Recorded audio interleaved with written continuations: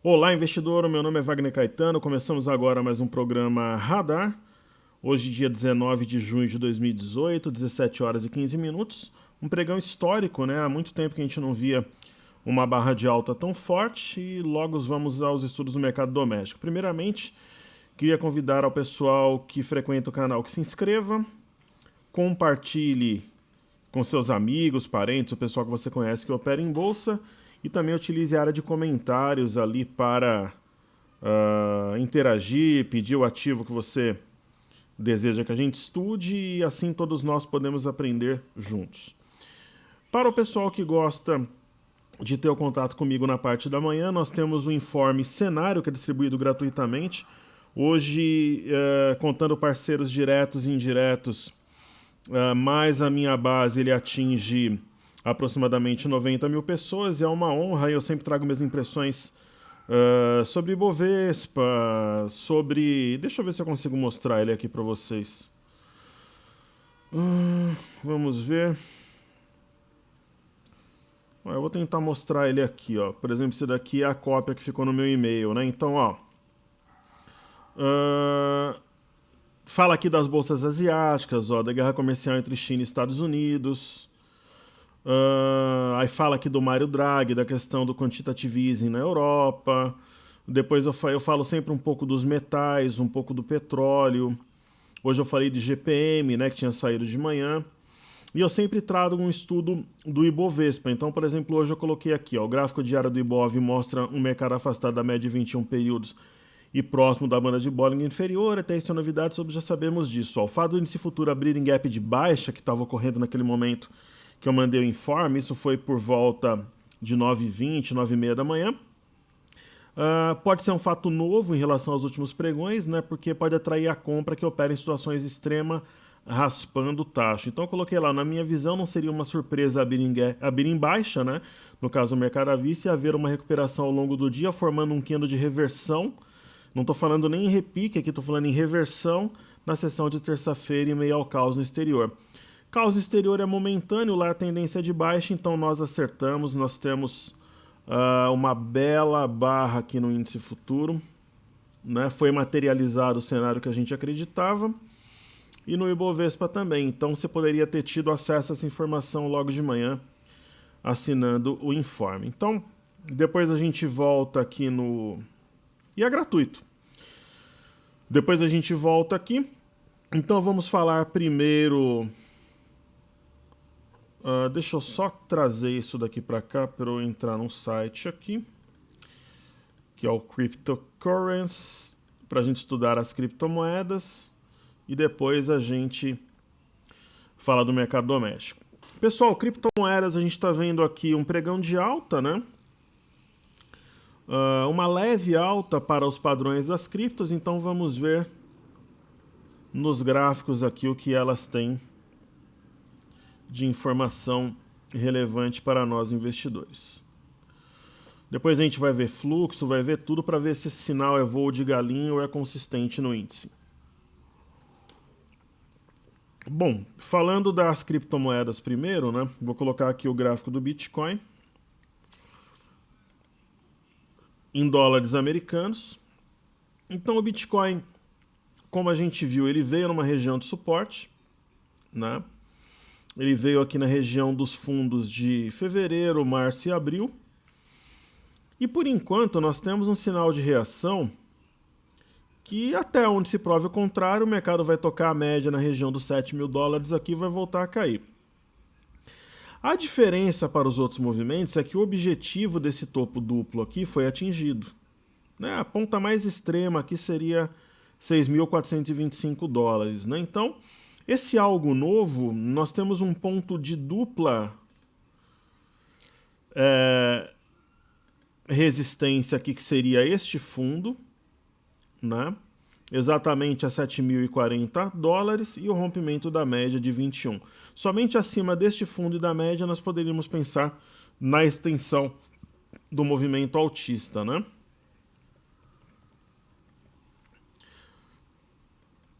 Falando aqui do Bitcoin Cash, ele veio numa região de suporte, né? A ponta mais extrema 868, Ele respeitou, mas a mesma coisa, somente ele está acima do 868, então aquela história que eu comentei ontem, para quem quer arriscar, comprar 10, 15% da posição, de repente disparar, não ficar de fora, né, ter um médio bom na composição, no frigir dos ovos é interessante, mas não tem aquele sinal ainda, acima da média sim.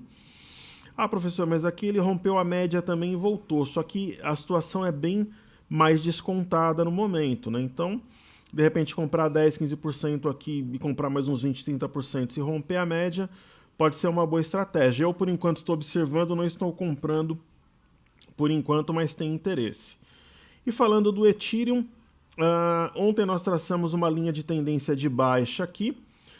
Perceba que ao romper 492,50 ele deu uma disparada, né? Subiu bem, né? E ele veio aqui encontrar a média de 21, então aqui ele tem uma tríplice resistência formada por este topo, né? A 544 dólares e 25, né? Ele tem a média e ele tem a linha de tendência, então na primeira batida ele voltou. Então para quem comprou aqui 10, 15%, está numa situação confortável.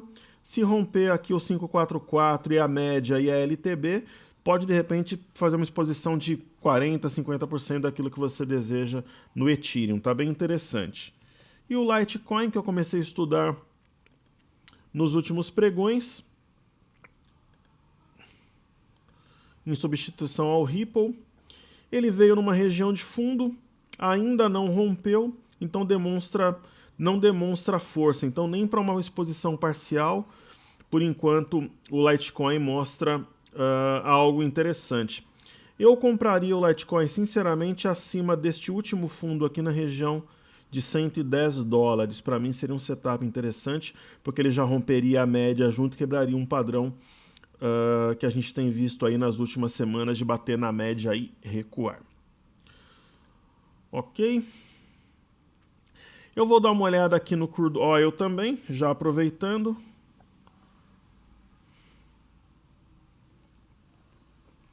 Aqui no petróleo WTI. Hoje, curiosamente, nós temos aqui um mercado interno muito forte, no exterior uma correção. No caso do petróleo aqui, pessoal, é um caso interessante, né? O caso do petróleo é um caso interessante, essa foi boa. Ele fez movimento previsível, veio na média, na região da linha de tendência também, e ele devolveu em um candle que ele tinha subido em 2 semanas. Legal. Esse tipo de candle, ele tem que ser negado logo no dia seguinte. Podemos considerar que ele foi, mas aí hoje o mercado vai e cai parcialmente se comparado aos 2 últimos pregões. É uma situação indefinida, né? O petróleo pode inclusive fazer um movimento aqui de contração. Para que o petróleo suba de fato, ele teria que romper 67,14. Ele levaria este topo anterior, entraria no território, adentraria, né, o território aqui da LTA e levaria a média de 21 junto. Ademais, o rompimento aqui de 67,14, nós teríamos um fundo duplo. Então poderíamos interpretar um rompimento falso de 64,26 e provavelmente uma projeção aqui em cima, né, a 72,88. Por outro lado, se o petróleo perder como suporte 63,62, ele vem testar 62 dólares como suporte. Já falando do EWZ, aqui que é a ETF brasileira negociada em Nova York. Hoje, curiosamente, nós tivemos um pregão de leve alta. A relação com o Ibovespa ela é intrínseca, mas tem a relação do dólar também, mas hoje destoou. A composição não é exatamente igual, mas hoje realmente destoou. E apesar de ser uma leve alta, é um marobuzu, porque abriu em gap de baixo. Hoje, na hora que o índice futuro abriu caindo 1,5%, o EWZ caía mais de 3%. Então, tem a relação com o dólar também, mas nada que justifique destoar tanto. Mas, enfim, é um candle de reversão ou, no mínimo, de um bom repique. Né? A região de suporte é importante, a gente vê aqui. As mínimas aqui de maio e junho. E é isso, é um candle que engolfa, ele envolve o candle de ontem, é um sinal de compra. No mínimo até 35 dólares, ok? Então, essa aqui é a minha leitura para o EWZ. Falar da posição dos estrangeiros, né? O que eles fizeram ontem? Eles venderam levemente o índice futuro, saíram de 136.708 para 134.690. E no mercado à vista, né, a gente tem aqui a informação do dia 14, acho que se a gente for para o site aqui da BMF Bovespa, a gente vai ter o acumulado que a gente tem estudado, do dia 1 até o dia 15. Ontem a gente viu que eles estavam vendidos aí em quase 5 bi. Vamos juntos aí fazer a conta hoje, né? E curioso para saber o que eles fizeram no pregão de hoje, mas a gente vai saber. A gente tem esse delay aí. A gente vai saber só no dia 14. Bom, vamos lá. Investidores estrangeiros, ó. Se eu fizer uma conta rápida, isso até o dia 15, até sexta, tá? 89.594, 423, menos 84, 576, 554. Estão vendidos, acabaram a sexta-feira vendidos em 5 bi, 17.869.000. Então, na sexta-feira trabalharam na venda também, né? Opa, caiu um lenço, como dizia o meu pai aqui. Só que esse lenço chama calculadora. Então é isso. Até sexta-feira, sem novidades, o pregão estava em queda. O curioso é o que eles estão fazendo hoje, mas a gente vai saber só na quinta, né? E aí, vamos falar um pouco da Europa primeiro, da Ásia, depois a gente vai para o mercado doméstico aqui. Bom, Ásia e Europa fecharam em queda, só que fecharam relativamente, no caso da Europa, um pouco distante aqui das mínimas, tal, dentro de uma tendência de alta, sem novidades. E Xangai, as bolsas asiáticas em geral, com a guerra comercial Estados Unidos-China, elas desabaram. No caso da bolsa de Xangai, era a única exceção que eu comentava que tinha uma movimentação baixista e que ela tinha uma figura aqui que me chamava a atenção. Vamos ver aqui a bolsa de Xangai primeiro, que era o ombro, cabeça a ombro, né? Então, reduzindo o zoom aqui, ela fez um topo duplo, né? E ela tinha uma movimentação que sim era um ombro, cabeça a ombro, né? Então veja que ela veio aqui, ó. Ela não respeitou nem as mínimas de 2016 aqui, nesse fundo, em meados aqui no... Esse foi exatamente feito dia 1º de agosto de 2016, e ela veio na região aqui, ó, uma região intermediária, quando ela saiu aqui da congestão de junho. É uma movimentação... o índice de Xangai pode sim cair um pouco mais, vir até 2.800 pontos, por exemplo, mas se ela, de repente, o mercado americano, o próprio mercado europeu começar a subir, não sei até que ponto Xangai vai continuar em queda. A questão é que ela tinha um oco, pessoal, ombro, cabeça a ombro, a neckline foi acionada, né? Vamos fazer um exercício aqui, fazer uma brincadeira com Fibo, né? Então, se a gente traçar Fibo, considerando aqui a neckline, correto? Vou fazer algo bem básico aqui, eu não vou fazer nada milimétrico. Aí eu vou pegar, vou soltar essa medida aqui a partir aproximadamente aqui da neckline. O que a gente tem aí? Praticamente o objetivo do oco cumprido, né? Simplesmente eu peguei aqui a ponto mais alto da cabeça, trouxe até uma região.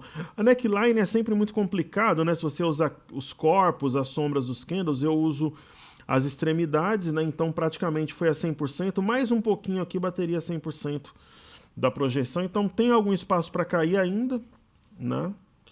Mas a figura em si está quase completa ali.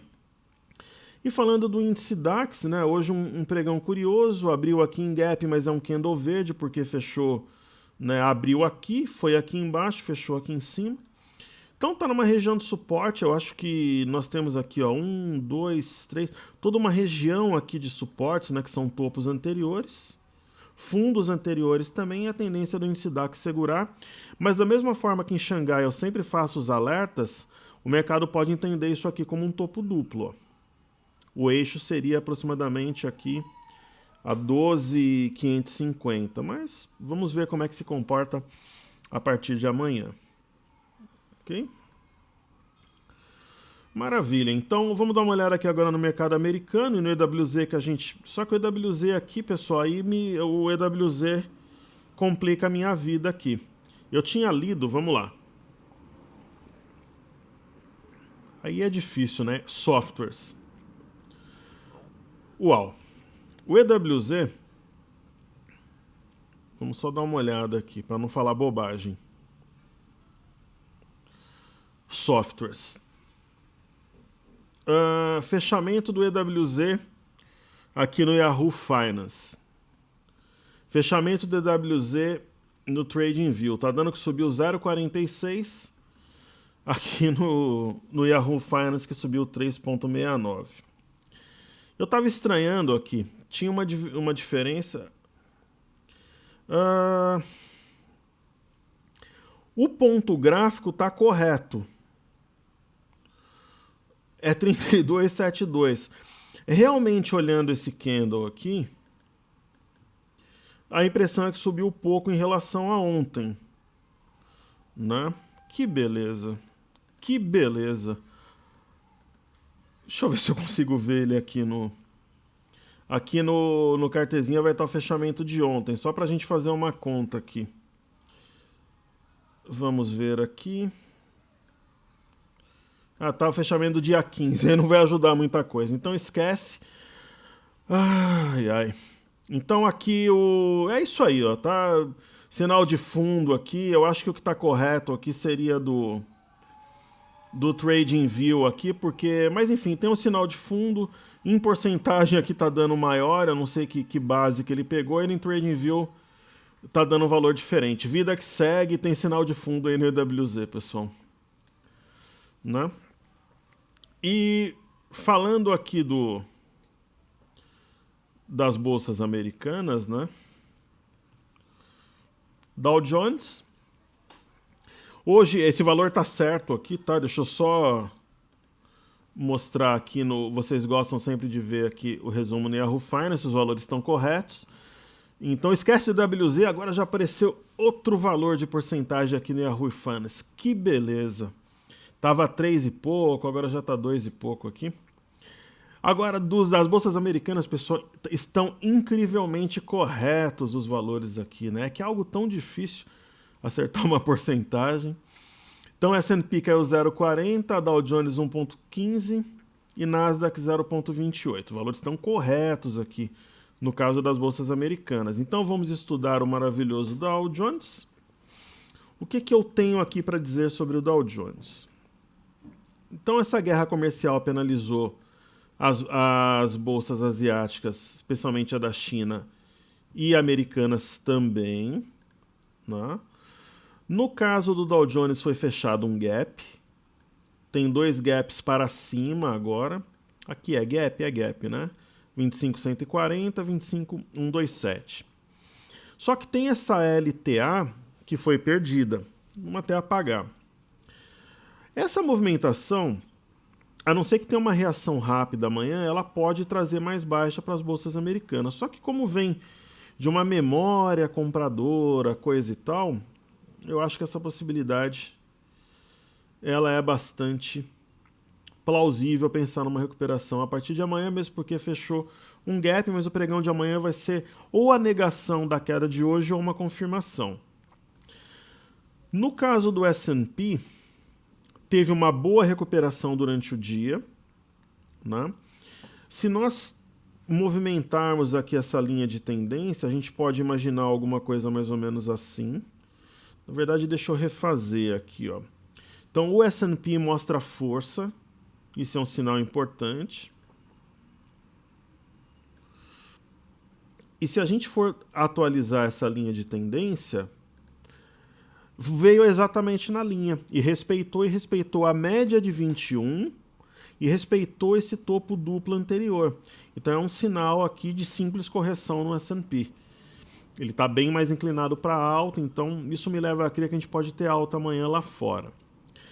Mesmo que abra em baixa, o índice Nasdaq também teve recuperação. Ele simplesmente veio no topo anterior, tocou e respeitou. Então ele mantém intacta a tendência de alta com candle verde aí.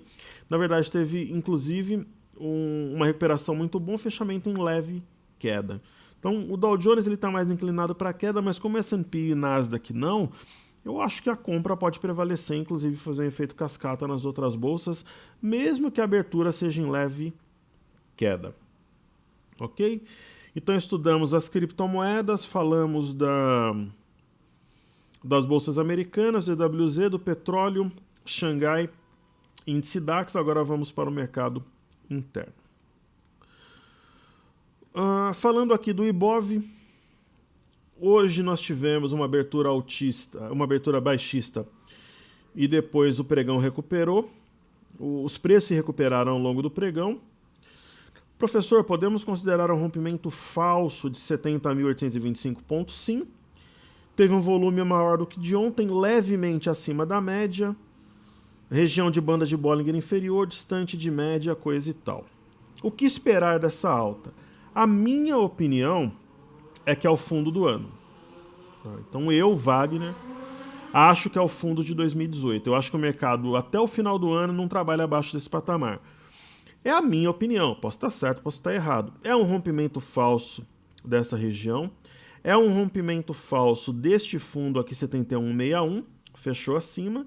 Então, no mínimo, pessoal, espera-se nesse tipo de situação que o mercado venha na região aqui de 75 mil pontos, que tem este topo, tem este que aqui é 75.075, este fundo é 75.336 e tem a média. Então, espera-se o mercado ao redor de 75 mil pontos, no horizonte de 4 ou 5 pregões.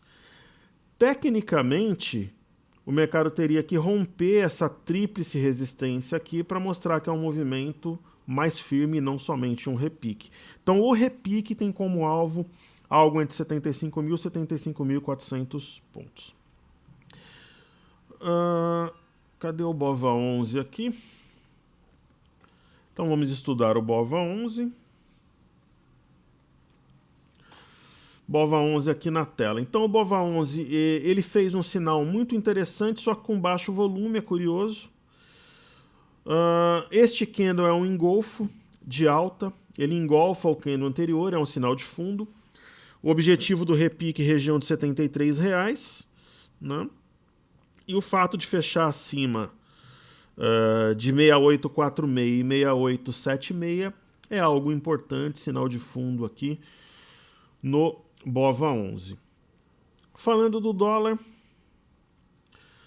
eu particularmente acho que o dólar está mais inclinado para a venda. Nós temos aí uma formação de ombro, cabeça a ombro. O dólar não conseguiu se sustentar acima de 3.791. E caso a gente tenha um rompimento da média, deve jogar o mercado no neckline, e abaixo da neckline podemos ter uma reversão para o mercado de dólar. Vamos dar uma olhada aqui no índice. O índice futuro, no semanal, ele veio numa região importante.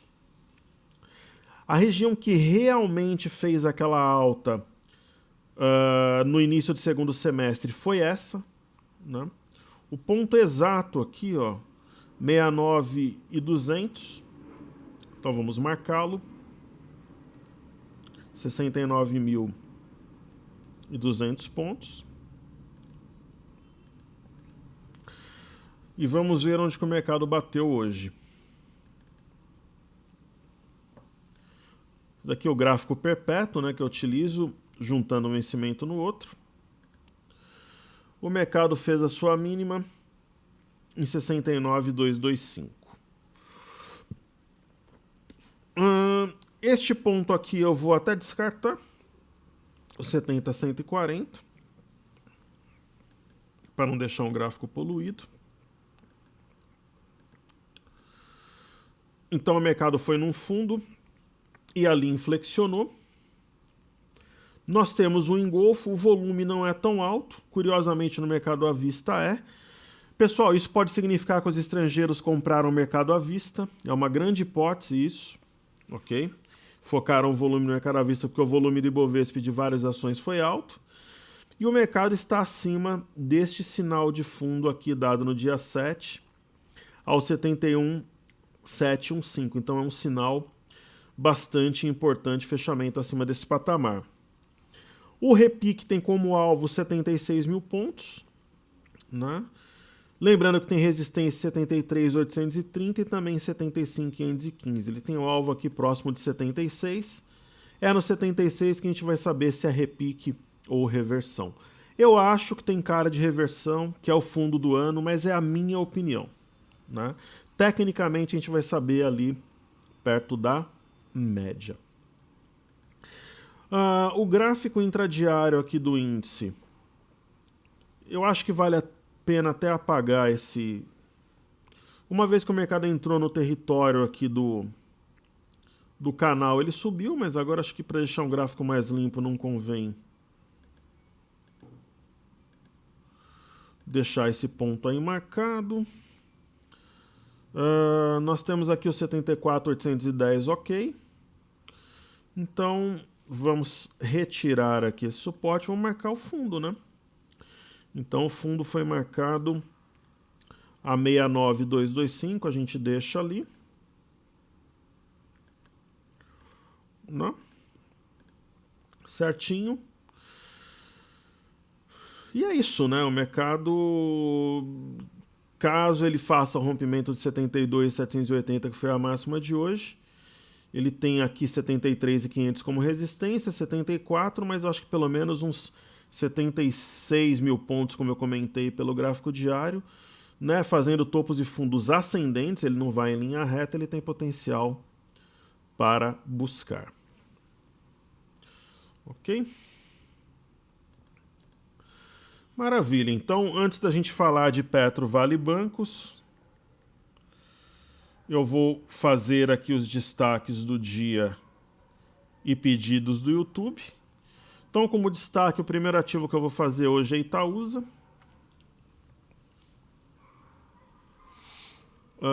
Itaúsa fez um movimento técnico, pessoal, apesar de ser doloroso para a ponta compradora.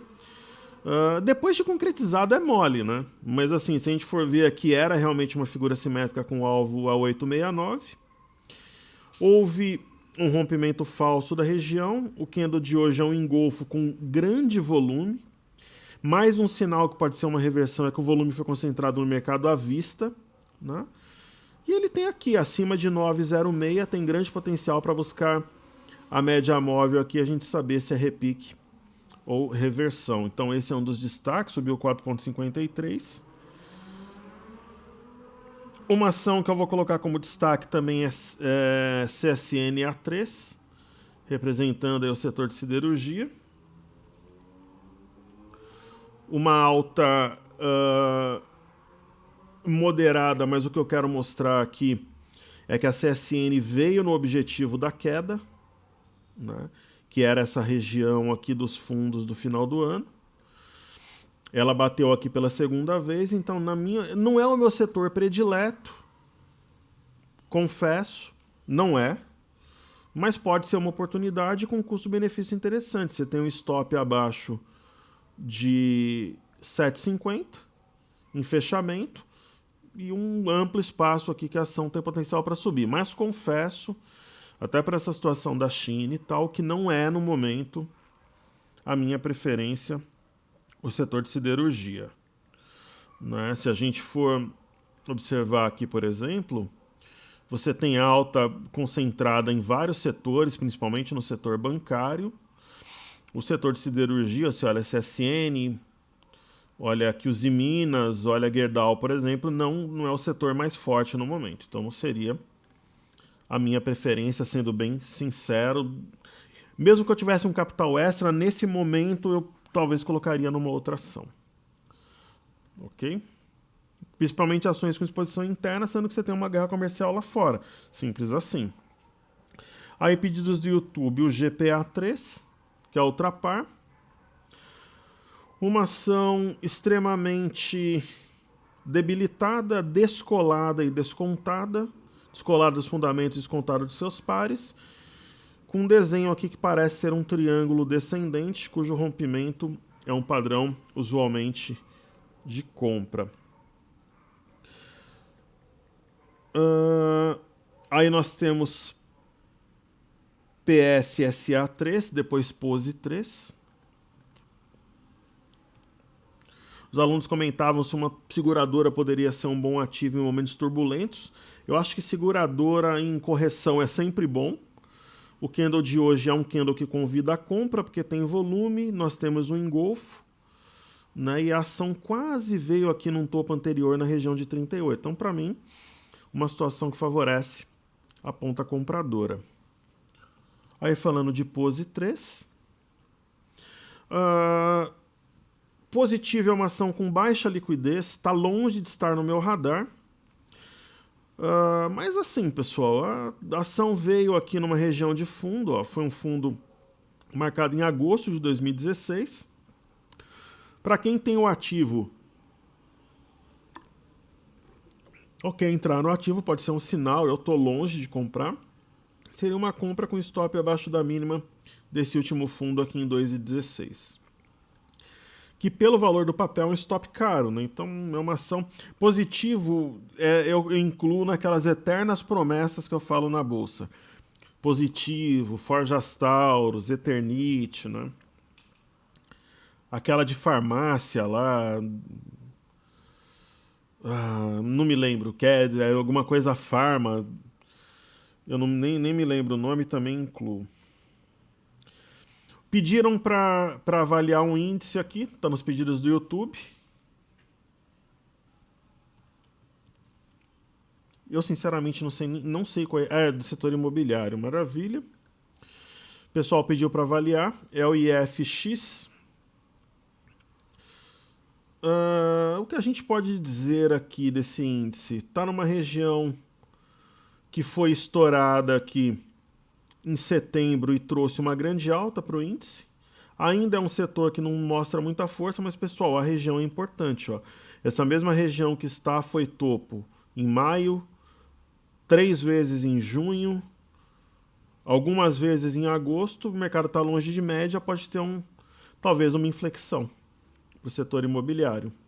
Pelo menos hoje equilibrou-se mais ou menos as forças ali, digamos assim. Né? Então é o quarto pedido que nós temos hoje. E a outra ação é par de 3. Para amanhã, pessoal, vai ter MYPK3, Smiles e FNC, Ecor 3 e Elbor. Ok? E aí, quando eu faço Elbor, geralmente eu faço Tecnisa também. Eu faço a JHSF também, então amanhã eu prometo. Então para amanhã vai ficar, eu vou fazer a Tecnisa, a Elbor e a JHSF, né? Aí eu faço Ecor e FNC, Smiles e a Shop Maxon. E última ação de hoje, par de 3.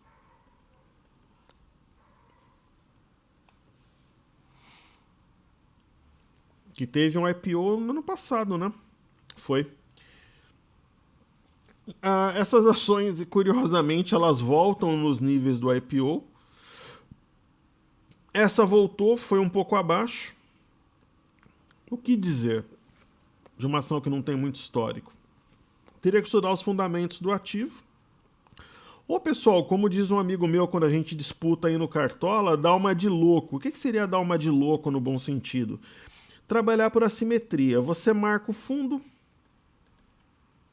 né? Entenda no bom sentido aí, 17,14. Você fala, caramba, né? A Pardini estava negociando agora em março, né? 3 meses atrás, ela estava a 33. Agora ela está 18, né? Então, se você pegar, fizer uma conta... Isso eu tô te falando como é que um trader raciocina, tá? 33,73, né? Minha calculadora caiu, eu vou ter que fazer no celular aqui. Então vamos fazer uma conta rápida, ó. Essa que é a nossa ideia aqui, é aprender juntos, pensar juntos. Então eu pego 18 e 20. 33,73, eu tô falando um desconto de 46%. Se você acha que vale a pena, o que eu particularmente faria? Eu marcaria este fundo. Este fundo é 18,12. Ela fechou a 18,20. Eu compraria. Então compraria agora com stop abaixo de 17,14, tipo 17,10. Estopou, você vai perder um valor considerável, só que se der certo, vai ganhar muito, né? Então, de repente, você pode entrar com 20, 30% do lote aqui. Rompeu, por exemplo, esse patamar aqui, 19,53, pode ser no intraday. Rompeu a média, você compra mais uns 20, 30%. Rompeu esse ponto aqui, 20,51, você completa o lote e carrega o papel. Seria a minha estratégia pessoal. Antes de falar de Petro Vale Bancos, eu vou deixar para vocês na descrição do vídeo, pessoal, um treinamento gratuito que é o Seja Bem-vindo à Bolsa, ok? Para quem está em nível iniciante ou intermediário, ok? Ele traz tudo isso que está aqui, fala desde o básico até imposto de renda, ok? Investimento zero. É uma iniciativa educacional, a gente fez aí no ano passado Masterclass, fez esse ano também, tem várias iniciativas, tem o radar, tem o cenário, tem o na mira do trader, tem o cenário em vídeo. E é isso, é um treinamento bacana, você se inscreve e assiste. É um treinamento bom mesmo, qualidade digital de som e imagem, gravado no novo estúdio, uma empresa gravou com qualidade de cinema, teve edição, um excelente trabalho oferecendo aí para o pessoal que frequenta o canal. E falando de Petro Vale Bancos, vamos lá. Teve esse negócio da sessão onerosa hoje, né? Entrou na pauta aí.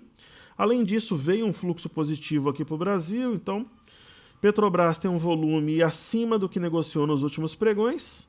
Nós temos um engolfo de alta e nós temos um sinal de fundo na Petro. Então, um sinal de compra, né? Até os 17,50 que ela deve seguir. Tem este topo anterior marcado no final do ano. Tem a média, abaixo da média só repique, acima da média, na minha opinião, inflexão. Eu acho que é muito bom ver o ativo reverter com figura, tipo um cabeção ombro invertido, um pivô, ou um triângulo descendente, alguma coisa, mas quando rompe média, mesmo sem fazer essas figuras, eu considero inflexão, coisa e tal. Falando de Vale 3, Vale 3 é um ativo de leitura complexa no momento, mas não menos técnica que as outras. O caso da Vale, para poder falar aqui para vocês, eu andei pesquisando ontem à noite e hoje de manhã. Por quê? Nós adiantamos aqui no radar que Vale tinha um topo e que Vale testaria aqui o 49,70. Então isso era um consenso aqui que eu tinha passado para vocês, que era um eixo de M, tal. Esse tipo de M, teoricamente, tem seu alvo em R$40, que é quando começou aqui. Mas é admissível, eu pesquisei em alguns estudos o seguinte, houve um gap de fuga, então a gente pode entender que o M começou nesse topo anterior por volta de 47,15.